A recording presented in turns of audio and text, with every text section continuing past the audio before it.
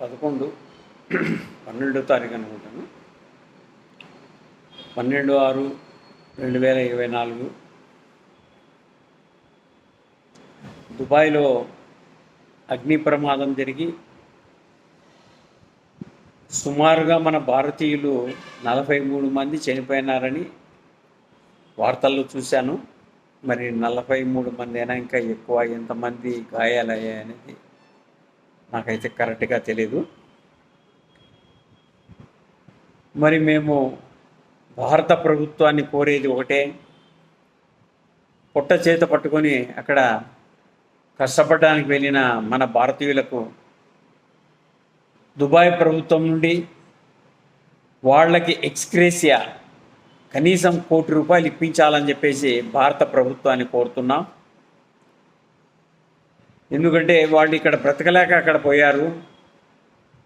కాబట్టి ప్రభుత్వాలు దీన్ని ఆలోచన చేసి, ఇప్పుడు వచ్చిన పాత ప్రభుత్వం అయితేనేమి, కొత్త ప్రభుత్వం అన్నీ ఒకటే, బీజేపీ ప్రభుత్వం. కాబట్టి తక్షణమే వాళ్ళకి ఎవరైతే చనిపోయారో దుబాయ్ ప్రభుత్వం నుండి ₹1 కోటి ఇప్పించాలని చెప్పేసి మేము భారత్ ప్రజా రైతు సంక్షేమ సంఘం నుండి, అదేవిధంగా ఆంధ్రప్రదేశ్ రెడ్డి జన సంఘ్ అనంతపురం జిల్లా శాఖ నుంచి కోరుతున్నాం.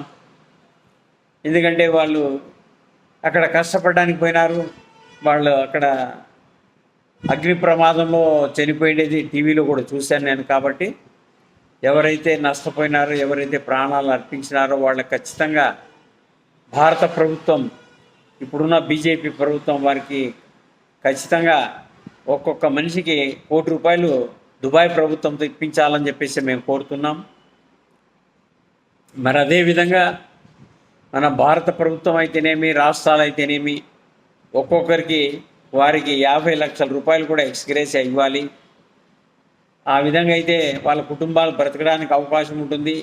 లేదా ఇంకా మీరు ఆలోచన చేసి వాళ్ళకి అదంతా బ్యాంకులో వేసి ఆ వడ్డీ అన్నా వాళ్ళు పోయేదట్లా చేస్తే ప్రతి నెల వాళ్ళ జీవితాలు 100% బాగుపడేదనుకుంటుంది.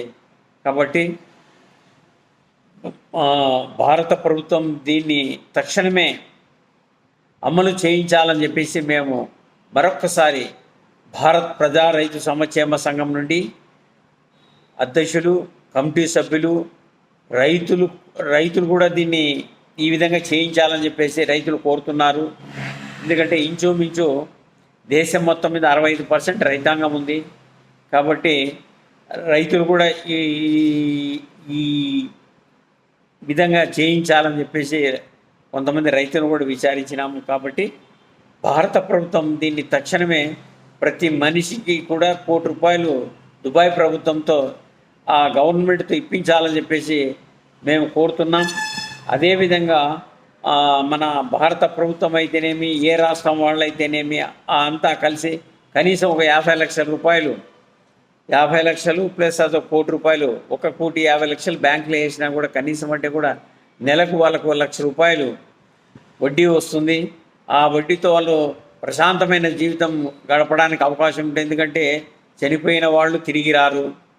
ఆ దుఃఖంలో నుంచి కూడా వాళ్ళు బయటకు వచ్చేదానికి అవకాశం ఉంటుంది. కాబట్టి మేము మరొక్కసారి భారత్ ప్రజా రైతు సంక్షేమ సంఘం నుండి, అదేవిధంగా ఆంధ్రప్రదేశ్ రెడ్డి జన సంఘ్ అనంతపురం జిల్లా శాఖ నుంచి మేము అధ్యక్షులు, కమిటీ సభ్యులు అందరూ కలిసి మేము భారత ప్రభుత్వాన్ని, రాష్ట్రాల్ని తక్షణమే యుద్ధ ప్రాతిక మీద ఈ కార్యక్రమం చనిపోయిన అమరులైన వాళ్ళందరికీ చేయించాలని చెప్పేసి మరొక్కసారి మేము కోరుకుంటూ సెలవు తీసుకుంటున్నాం.